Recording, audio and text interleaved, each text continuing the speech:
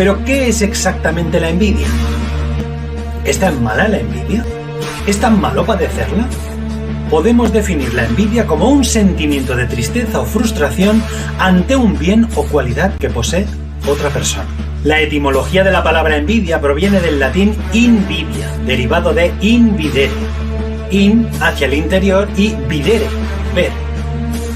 Lo que originalmente significó introducir la mirada, y a partir de ahí fue derivando hacia otras expresiones como mirar con malos ojos, hasta lo que es hoy, la palabra envidia. El diccionario de la Real Academia de la Lengua Española define la envidia como tristeza por el bien ajeno y deseo por algo que no se posee. O sea que la envidia tiene dos partes. La primera es desear lo que otros tienen, y la segunda es desear que pierdan lo que tienen. Como vemos, esta segunda clase de envidia, la de estar por casa, es tremenda, es peor que la primera. Pero para entender exactamente cómo es este tipo de envidia y saber identificarla, fijémonos en la siguiente metáfora. Cuenta una leyenda popular que en cierta ocasión un rey ordenó llamar a dos de sus cortesanos.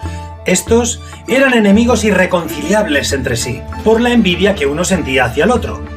Aquello era intolerable en la corte, por el mal ambiente que generaba. Así que el rey pensó en solucionar el asunto de una vez por todas, y teniendo a ambos en su presencia, le dijo al cortesano envidioso, tratando de darle una lección: pídeme lo que quieras, pero ten en cuenta que a tu rival le daré el doble que a ti. El envidioso se quedó pensando un momento y le dijo al rey: ¿de lo que pida le darás el doble a él? ¿Cumplirás tu palabra?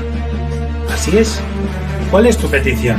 Así que el cortesano envidioso, con una sonrisa maliciosa en el rostro, le dijo: entonces, quiero que me saques un ojo.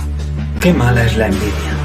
Me pregunto si no será este el origen de aquel famoso refrán que dice que en el país de los ciegos, el tuerto es el rey. Aunque bueno, para ser justos, esta frase se le atribuye a Erasmo de Róterdam, un importante filósofo, humanista y teólogo neerlandés del Renacimiento. Tal vez ya sabía de esta fábula. En cualquier caso, queda patente que este tipo de envidia no es tanto desear lo que otros tienen, sino desear que no lo tengan. O sea que las personas que sienten este tipo de envidia son capaces de sacrificar sus propias ganancias o logros por esquilmar, por minimizar lo que otros tienen o consiguen. Investigadores del Instituto Nacional de Ciencias Radiológicas de Japón descubrieron que cuando se siente envidia, se activan ciertos circuitos neuronales implicados en la percepción del dolor físico. O sea que cuando aparecen estas emociones o sentimientos de envidia, es como si sintiéramos literalmente dolor físico y emocional. Curioso, ¿verdad? En cambio, cuando vemos que la persona por la que estamos sintiendo envidia fracasa en sus propósitos, aparece inconscientemente una especie de alegría maliciosa, que vendría a ser lo que conocemos como el regodeo.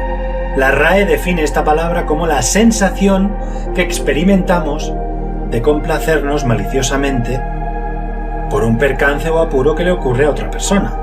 Así que cuando esto ocurre, se activa la dopamina, el mecanismo de recompensa cerebral en la misma proporción, con la misma intensidad que la envidia percibida. ¡Qué mala es la envidia!